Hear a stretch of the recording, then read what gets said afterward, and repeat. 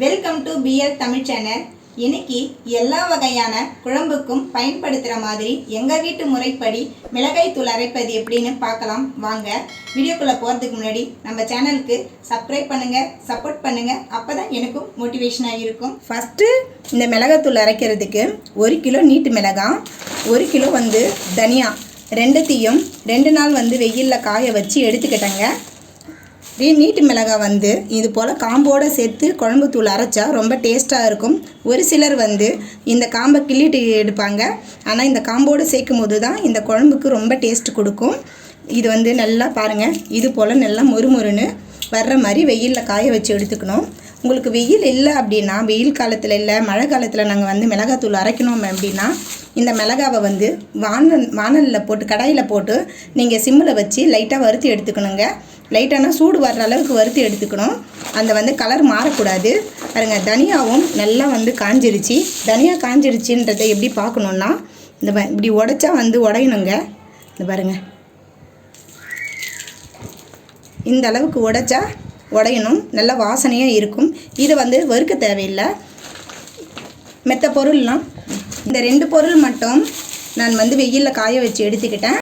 இந்த மிளகாத்தூள் அரைக்கிறதுக்கு ஜாமான்லாம் வறுத்து எடுத்துக்கலாங்க. 100 கிராம் கடலைப்பருப்பு இது போல் கடாயில் சேர்த்துக்கிறேன். அடுத்து சிம்மில் வைங்க. 100 கிராம் கடலைப்பருப்பு இதை நல்லா வறுத்து எடுத்துக்கணும். இது போல் கைவிடாமல் வறுத்து எடுத்துக்கோங்க.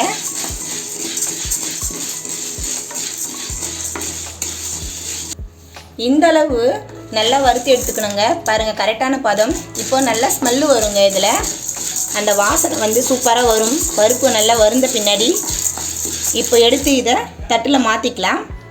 இதே கடாயில் 100 கிராம் துவரம்பருப்பு போட்டுக்கலாம். இதுவும் நல்லா வறுத்து எடுத்துக்கணுங்க. பொறுமையாக வறுத்து எடுங்க, கைவிடாமல் வறுத்து எடுங்க. அப்போ தான் பருப்பு கருகி போகாமல் இருக்கும்.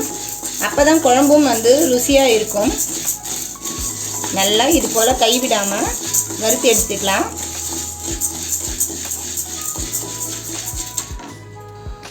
நல்லா வறுத்து எடுத்துக்கணுங்க துவரம் பருப்பு. இந்த அளவு வாசனை வருங்க. இப்போது இதை தட்டில் மாற்றிக்கலாம். சீரகம் 200 கிராம் போட்டுக்கலாம். 200 கிராம் 1 கிலோ மிளகாய், 1 கிலோ தனியாவுக்கு 200 கிராம் சீரகம் போடுறது ரொம்ப டேஸ்ட்டாக இருக்குங்க. எப்பயுமே சீரகம் கொஞ்சம் அதிகமாக சேர்த்துக்கணும் இந்த மிளகாத்தூள் அரைக்கும் போது. இது குழம்பு, சாம்பார் எல்லாத்துக்குமே இந்த தூள் பயன்படுத்தலாம். இது போல் நல்லா கைவிடாமல் வறுத்து எடுத்துக்குங்க. கொஞ்சம் டைம் ஆகும். ஆனால் நல்லா வறுத்தாதான் மிளகாத்தூள் ரொம்ப ருசியாக இருக்கும். சீரகமும் இப்போ நல்லா வறுந்துடுச்சு. சீரகத்துலேருந்து ரொம்ப வாசனையாக வருங்க. இந்த டைமில் இது கரெக்டான இருக்கும். இப்போ எடுத்து இதை பிளேட்டில் மாற்றிக்கலாம். இப்போது 100 கிராம் மிளகு போட்டுக்கலாம். மிளகோட அளவு 100 கிராமுங்க. இதையும் நல்லா வறுத்து எடுத்துக்கணும். இது லைட்டாக பொரிஞ்சு வர்ற அளவுக்கு வறுத்து எடுத்துக்கணும். மிளகும் இப்போது நல்லா வறுந்துடுச்சு. இப்போ இதை எடுத்து பிளேட்டில் மாற்றிக்கிறேன். 100 கிராம் பச்சரிசி போட்டுக்கிறேன். பச்சரிசி போட்டு நல்லா இதை வறுத்து விட்டுக்கணும். நீங்கள் பொங்கலுக்கு யூஸ் பண்ணுற அரிசி, இல்லைனா நீங்கள் பிரியாணிக்கு யூஸ் பண்ணுற பச்சரிசி எது வேணாலும் இதுக்கு யூஸ் பண்ணிக்கலாம். இல்லை நீங்கள் புழுங்கல் அரிசி கூட இதுக்கு யூஸ் பண்ணிக்கலாம். இட்லி அரிசி, புழுங்கல் அரிசி எது வேணாலும் 100 கிராம் யூஸ் பண்ணிக்கணும். இந்த அரிசி நல்லா பொரிஞ்சு வரணும். அது வரை நல்லா வறுத்து விட்டுக்கணும். அரிசி நல்லா வறுபட்டு வந்துருச்சுங்க.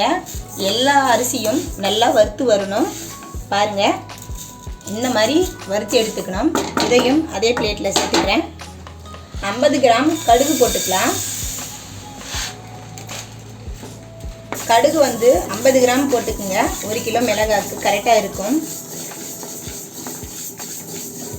இதையும் நல்லா வறுத்து எடுத்துக்கலாம். கடுகு நல்லா வெடிஞ்சு வரணுங்க. இந்த அளவு கடுகு பொரிஞ்சு வரணும். பாருங்கள், இது போல் பொரிஞ்சு வருது. இதுதானே கரெக்டான அளவு. இப்போ இதையும் தட்டில் சேர்த்துக்கலாம். ஒரு 40 கிராம் வெந்தயம் எடுத்துக்கணுங்க. நீங்கள் கடையில் வந்து கேட்கும் போதே 40 கிராம் வெந்தயம் கரெக்டாக அளந்து எடுத்துக்குங்க.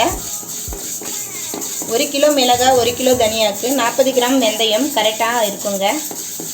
இதையும் நல்லா செவக்க பொரிச்சிக்கலாம். வெந்தயத்தை இந்தளவு வறுத்து எடுத்துக்கணும். இதையும் பிளேட்டில் சேர்த்துக்கிறேன். 50 கிராம் கொம்பு மஞ்சள் போட்டுக்கலாம். இதில் போட்டுட்டு இதையும் நல்லா இது போல் வறுத்து எடுத்துக்கலாம். லைட்டாக இது வந்து சூடு ஏறுற அளவுக்கு வறுத்து எடுத்தால் போதும். நல்லா சூடாகிடுச்சு. இப்போ இதையும் பிளேட்டில் மாற்றிக்கலாம். இப்போது 2 கைப்பிடி அளவு கறிவேப்பிலை எடுத்து வச்சுருக்கேன். இதை நல்லா கழுவிட்டு ஒரு காட்டன் துணியில் போட்டு தண்ணி இல்லாமல் எடுத்துக்கணுங்க. இப்போது இதையும் வறுத்து எடுத்துக்கலாம். சிம்மிலேயே வச்சு வறுக்கணுங்க.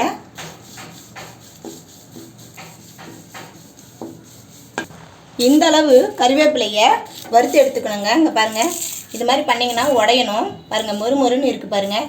இது போல் இருக்கணும். இதுதான் கரெக்டான அளவு. இதையும் தட்டில் சேர்த்துக்கலாம். அடுப்பு ஆஃப் பண்ணிடலாம். இந்த அளவு எல்லாத்தையும் வறுத்து எடுத்துக்கணுங்க. இதுக்கு போடுற ஜாமான்லாம் பாருங்கள் நல்லா ஆறணுங்க. இது வறுத்து வச்ச எல்லா பொருளும் நல்லா ஆறிடுச்சுங்க. இந்த மிளகாய் தனியா கூடவே இது எல்லாத்தையும் சேர்த்துக்கலாம்.